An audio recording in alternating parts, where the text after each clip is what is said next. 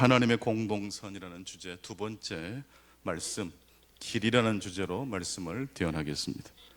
성경을 하나님의 말씀이라고도 하지만 또 하나님의 계시라고도 합니다. 계시라는 이 한자 말은 다 아시겠습니다만 10개자 보일 시자를 씁니다. 그러니까 뭔가 우리가 몰랐던 것을 하나님이 성경을 통해서 보여주신다.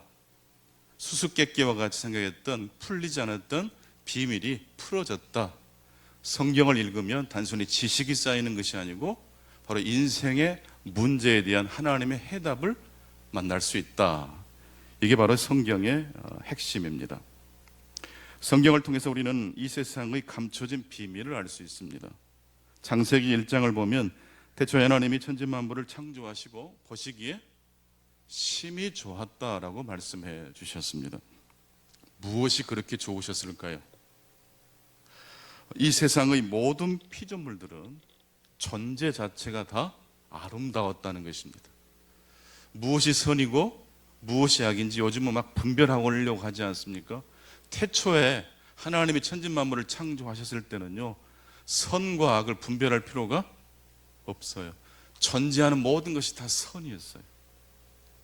불량품이 없었어요. 각각의 존재가 완벽했어요. 퍼펙트했어요. 더 나아가서 그런 모든 피조물들은 시절과 날줄이 되어 하나님의 공동선을 이루어 갔습니다. 밤과 낮이 시절과 날줄이 됩니다. 하늘과 바다가 시절과 날줄이 됩니다.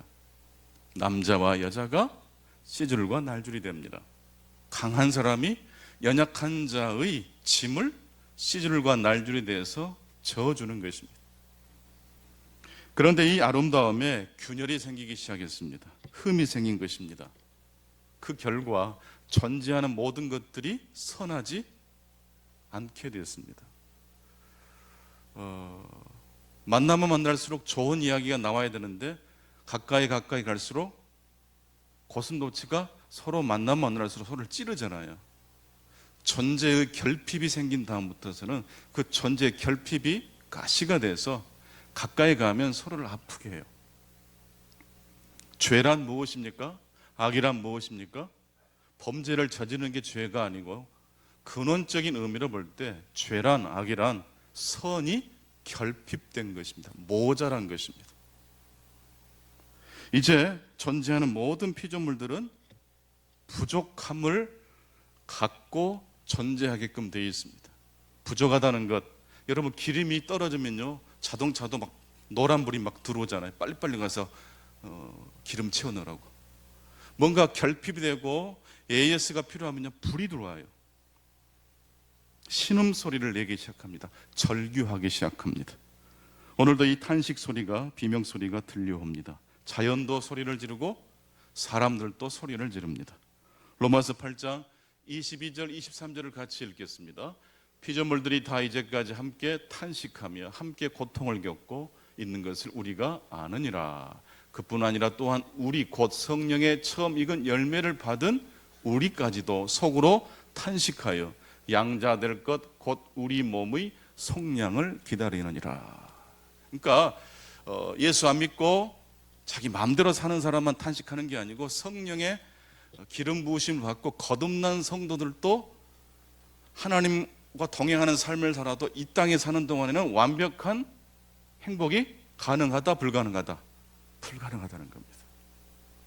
우리는 이제 하나님께서 예수 그리스도를 다시 이 땅에 보내주심으로 이 세상이 완벽하게 갱신되는, 리뉴얼되는 그런 비전과 꿈과 희망을 가지고 살아가야 합니다. 아이가 울 때는요 이유가 있습니다. 배가 고프든지 기저귀가 척척해졌든지. 아이가 절규할 때는 무엇이 있습니까? 다 그럴 만한 이유가 있어요. 이 피조세계가 소리를 지르고 절규할 때는 뭐가 있어요? 다 그럴 만한 이유가 있어요. 아이는 자신이 가지고 있는 그 결핍이 해결될 때까지 무엇 하는 걸 멈추지 않지요? 우는 걸 멈추지 않아요. 아이의 절규는 단순히 자신이 배고프다, 기저귀가 척척하다는 것만 말하지 않습니다. 나를 깨끗한 기저귀로 갈아주세요.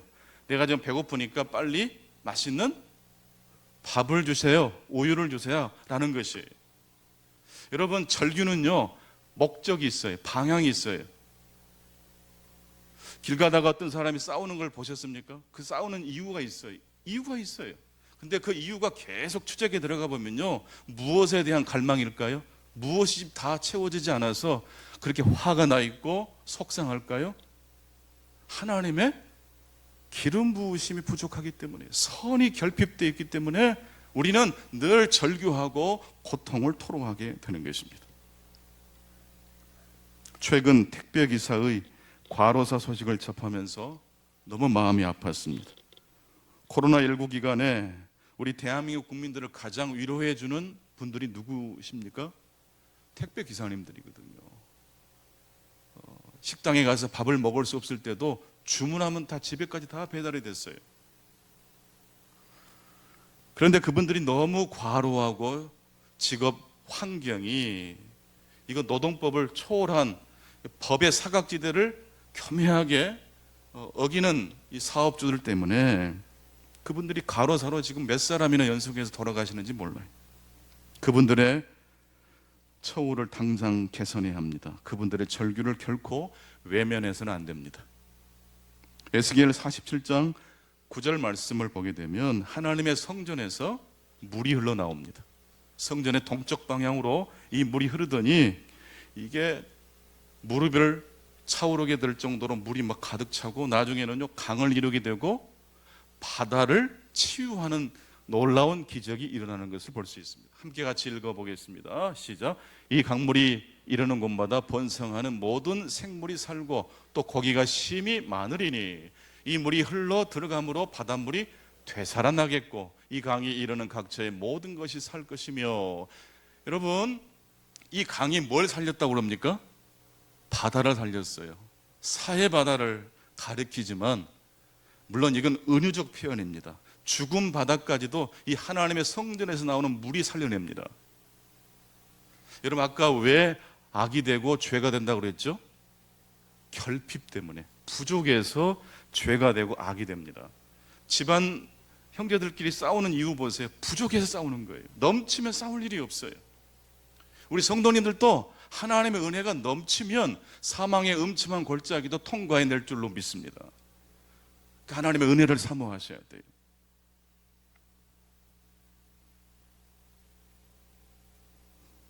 성전에서 흘러나오는 물은 깨끗한 물입니다. 그리고 성전에서 흘러나오는 물은 어떤 물일까요? 고장난 바다도 치유할 정도로 넘치는 물이었어요. 아무리 완벽해도 깨끗해도요, 이게 넘치지 않으면 고쳐낼 수가 없는 거예요. 부어져야 돼요. 30배, 60배, 100배로 쏟아 부어질 줄로 믿습니다.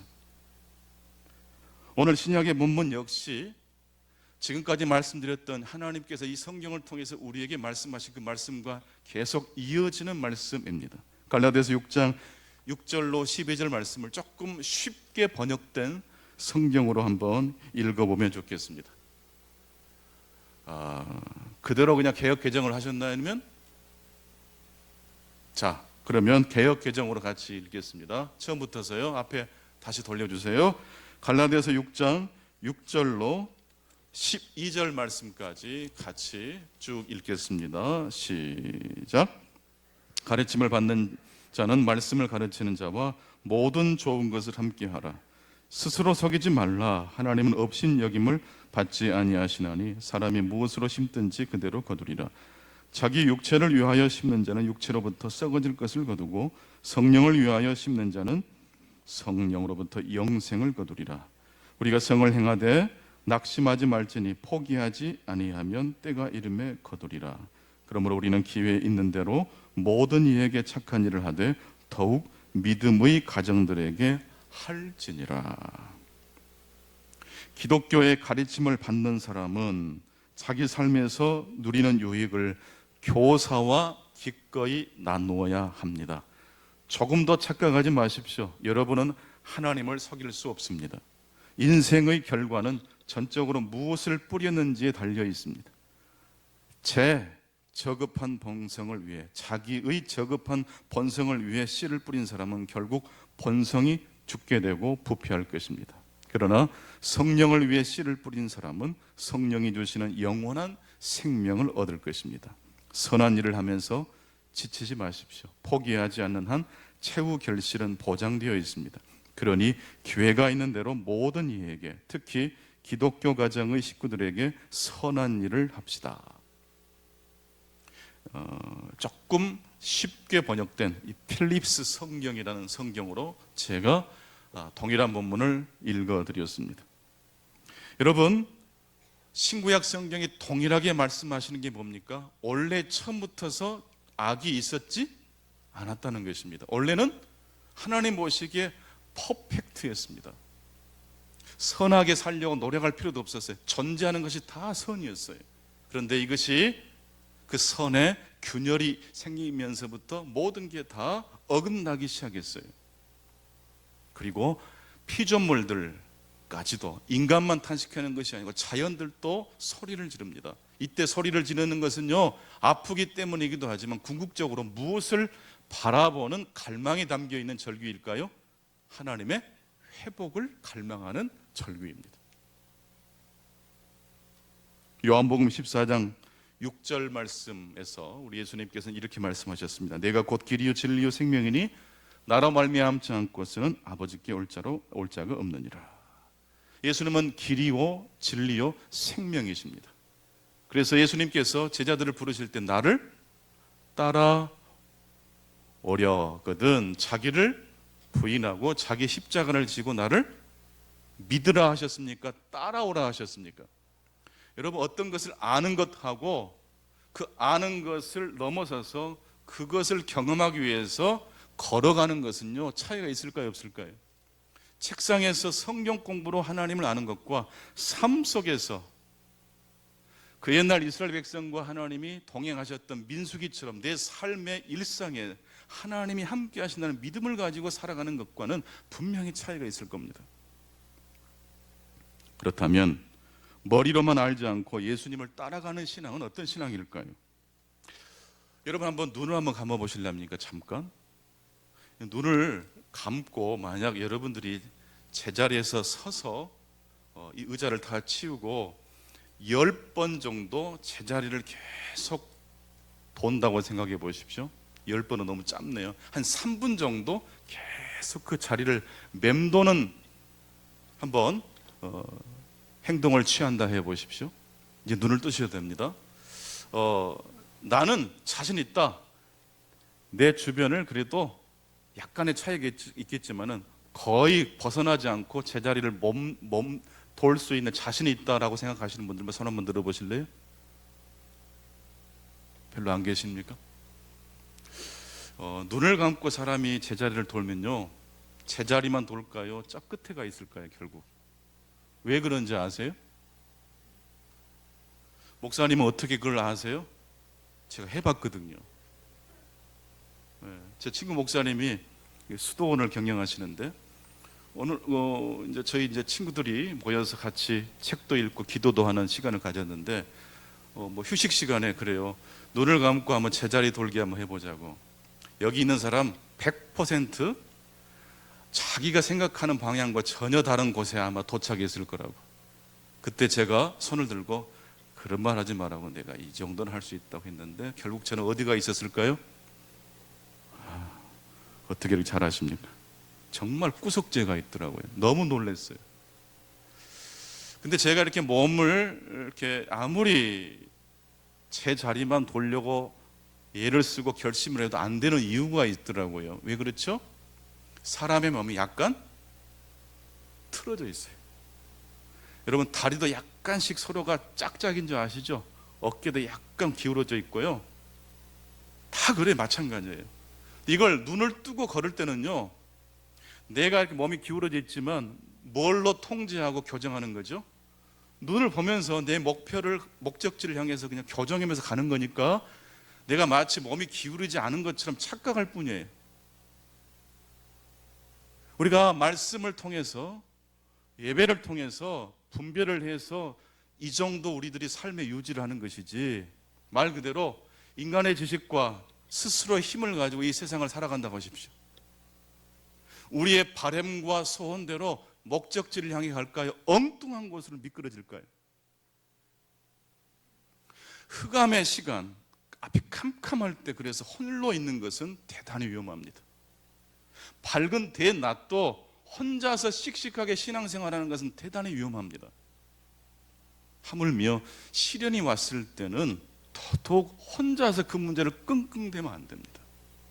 너희 죄를 고백하고 너희 죄를 서로 고백하고 병 낫기를 위하여 기도하라. 야고보서 5장 16절 말씀입니다. 너희 죄를 누구에게 고백해요? 서로에 고백해요. 서로 고백하고 그 고백하는 순간 병이 치유가 된다는 거예요. 이게 서로 고백한다는 게 공동체를 의미해요.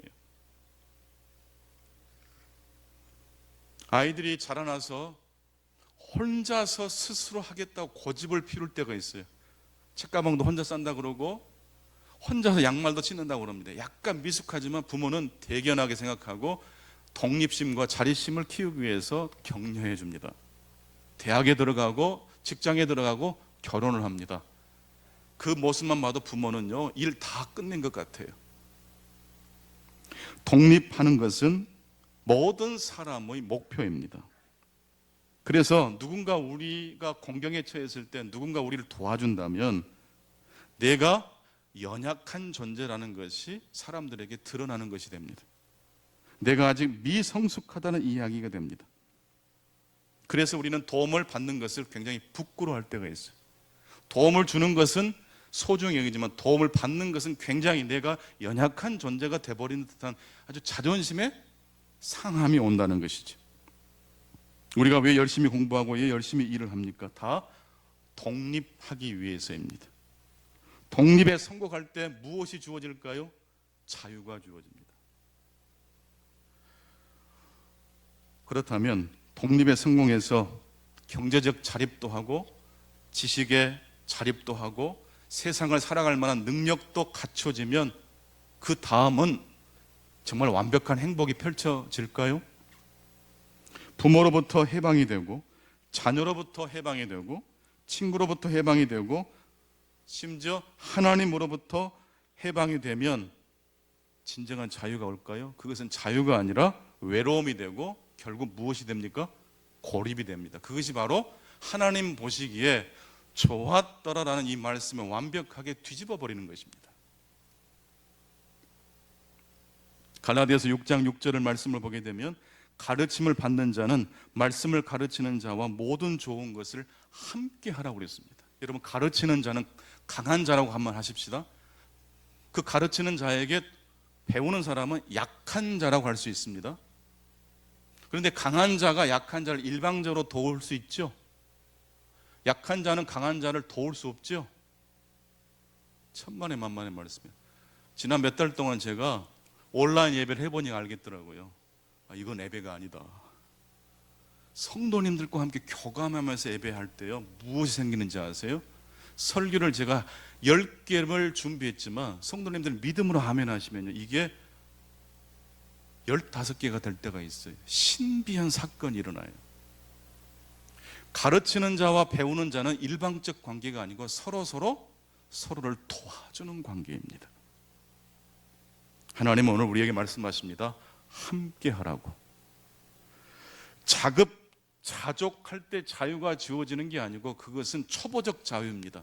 진정한 자유는 함께 할 때 주어집니다. 애들이 올 때는 참 좋은데 갈 때 더 좋다고 그러시죠? 근데 진짜 여러분들 마음속에는요, 그 애들과 함께 살고 싶은 마음이 더 많지 않으세요? 내가 건강만 허락된다면, 우리 집이 집이 한 10개 정도 된다 그러면, 방이 10개 정도 된다면 같이 살고 싶을 때 있지 않으세요? 힘이 우리가 부족해서 그렇지 독립과 자유는 진정한 행복이 아니더라고요. 마틴 부버라는 철학자는 그런 말을 했습니다.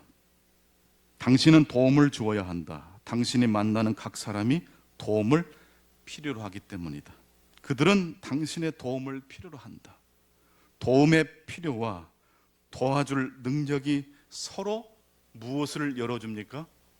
길을 열어줘요. 도움을 받는 사람에게만 길이 열어질까요? 도움을 준 사람에게도 길이 열어지는 것일까요? 그렇죠. 마틴 루터가 종교재판 해부됐을 때 죽을 수도 있는 그 절체절명의 위기 순간에 그 전날 얼마나 가슴이 떨리고 심장이 두근거렸겠습니까? 밥맛도 없고.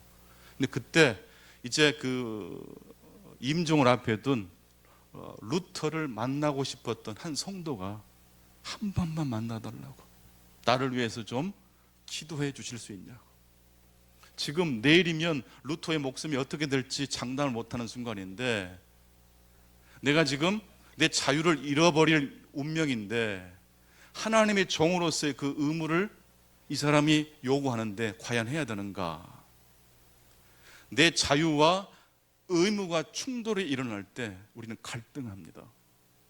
내 코가 석자인데 누구를 도와주느냐, 이런 생각이 마귀의 속삭임으로 들어올 때가 있어요. 루터는 어떻게 했겠습니까? 그 임종을 앞에 둔 성도를 만나 주었습니다. 그의 죄 고백을 듣고 하나님 앞에 간절히 하나님의 임종을 앞에 둔 그 성도를 위해서 기도해 주었답니다. 그래서 루터의 삶이 자유가 마이너스가 됐을까요? 플러스가 됐을까요? 다음 날 종교재판에 회부된 루터는 어떤 표정을 짓고 나아갔을까요? 여유로운 미소가 있었어요. 내 주는 강한 성이요 방패와 병기 되시니 큰 환난에서 우리를 구하여 내시리로다. 이 찬송이 루터의 마음속에 막 차고 넘친 거예요. 어제 누구를 만났던 은혜가 주어진 겁니까? 하나님의 종으로서의 그 의무를 다하니 하나님이 정말로 이 세상 그 어떤 권세 앞에서도 두려워하지 않아서 용기를 주시더라는 말씀이에요. 여러분, 가르침을 받는 사람과 말씀을 가르치는 사람은요, 동시에 서로가 서로의 구원의 길을 열어주는 관계인 거예요. 도움을 필요로 하는 사람과 도움을 줄 수 있는 사람이 만나서 길을 만들어냅니다. 서로의 길을 만들어냅니다. 이게 요한복음 14장 6절, 내가 곧 길이요 진리요 생명이니 나를 통해서 아버지께 갈 수 있다고 말씀하신 이 말씀의 정확한 저는 해설이 된다고 말씀을 드릴 수 있습니다. 우리 예수님도 완벽한 인간이셨고 완전한 하나님의 아들이신 예수님도 자급자족하지 않으셨어요. 고레네 시몬이 예수님께서 십자가를 지고 갈 때 쓰러졌지 않습니까? 힘들어서 이 십자가를 지고 갈 수 없게 되자 누가 대신 예수님의 십자가를 져줬죠? 쿠레네 시몬이.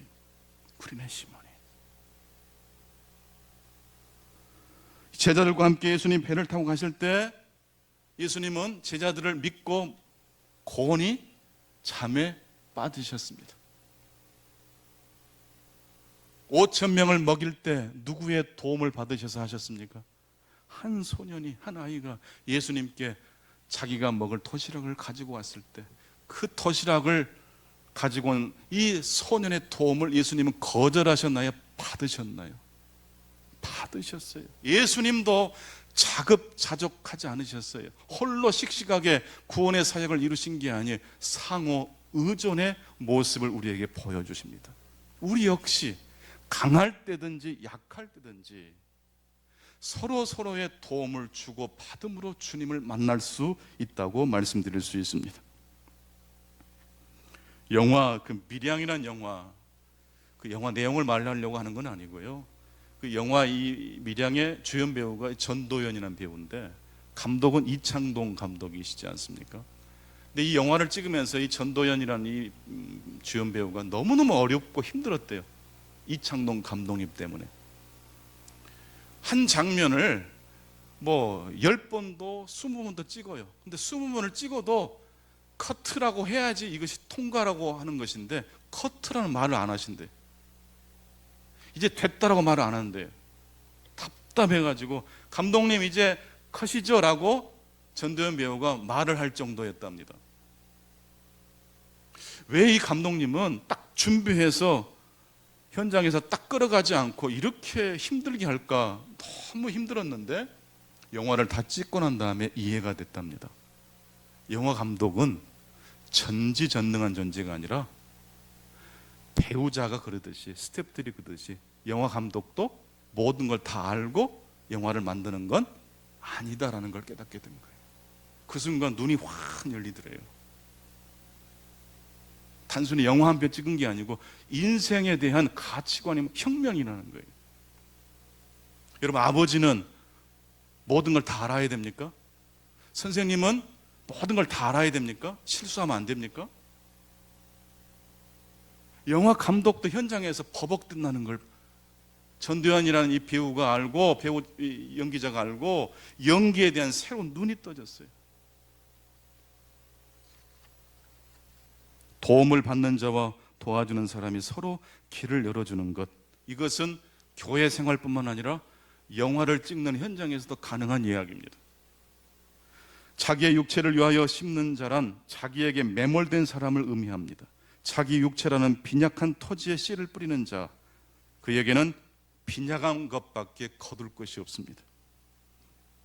아무리 그 사람이 경제적인 자립을 하고 지혜로운 사람일지라도 독립만으로는, 자급자족만으로는 풍성한 삶을 살 수 있습니까? 없습니까? 불가능합니다.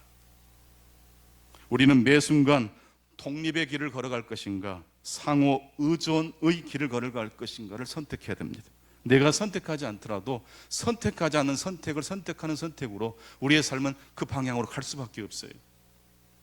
저는 지금도 눈을 감으면 제자리에서 세 바퀴도 아니고 단 한 바퀴만 돌아도 저는 어긋나는 방향으로 가고 있다는 사실을 알고 있습니다. 눈만 감을 때만 제가 그렇게 엉뚱한 방향으로 갈까요? 사실은 눈을 뜨고 있어도 저는 기울어져 있어요.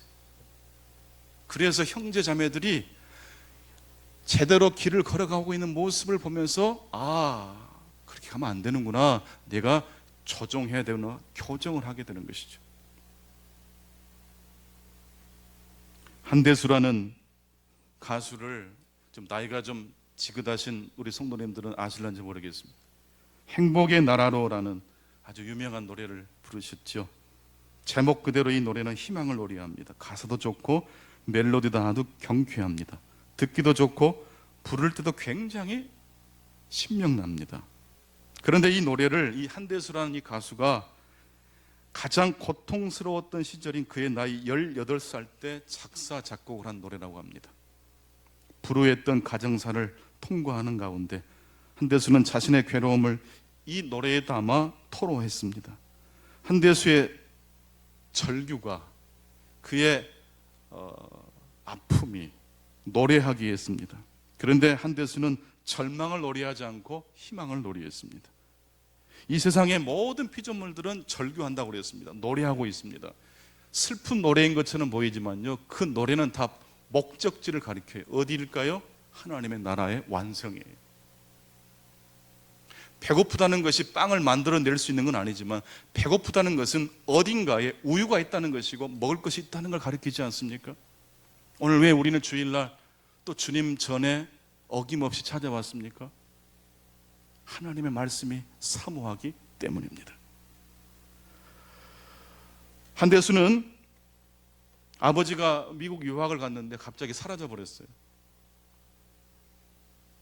10년 이상인가 아버지가 행방불명이 돼버렸어요. 그리고 나중에 아버지를 찾게 되지만 아버지가 한국말을 잘 못할 정도가 돼버렸어요. 아주 복잡한 가정사가 그의 삶에 아주 기반을 이루고 있어요. 그런데 그가 절규했고 통곡했던 그 노래의 가사는 대단히 희망적인 노래예요. 여러분, 우리가 어떤 처지에 놓여 있을지라도 행복의 나라로 나아가는 노래가 되실 수 있기를 바랍니다.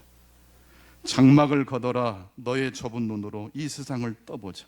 창문을 열어라 춤추는 산들 바람을 한번 또 느껴보자. 가벼운 풀밭 위로 나를 걷게 해주세. 봄과 새들의 소리 듣고 싶소. 울고 웃고 싶소. 내 마음을 만져주는 주 나는 행복의 나라로 갈 테야. 창세기 1장 31절을 갈망하는 노래입니다. 한대수의 할아버지는 프리스턴 신학대학에서 신학 박사학위를 받으신 목사님이셨어요. 인생의 슬픔과 결핍이 우리에게 다 있습니다. 여러분, 그래서 교회 오시면요, 노래하셔야 돼요. 슬픔을 가지고 노래하시고 절망을 가지고 노래하세요. 그 노래는 여러분의 영혼을 새롭게 만져주는 노래가 될 줄로 믿습니다. 갈라디아서 6장 7절 8절 말씀, 하나님은 심은 대로 거둔다고 말씀하셨습니다. 맞는 말씀입니다. 하지만 이 갈라디아서 6장 말씀 중에 가장 절정의 말씀은 갈라디아서 6장 9절 말씀입니다. 심은 대로 거두는 법칙 말고 하나님이 말씀하시는 말씀, 우리가 선을 행하되 낙심하지 말지니 포기하지 않으면 때가 이르매 거두리라. 여러분, 선을 행하다가 낙심이 와요. 포기하고 싶을 때가 와요. 인간의 힘으로만 가지고는 인내할 수 있을까요? 여러분, 우리가 선하고 아름다운 것을 심었기 때문에 선한 열매가 맺힐까요? 그럼 내가 아무것도 일을 못할 때는 하나님이 아무것도 안 주실까요?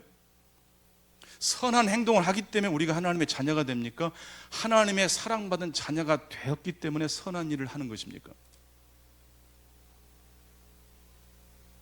이게 기독교와 다른 종교의 차이점입니다.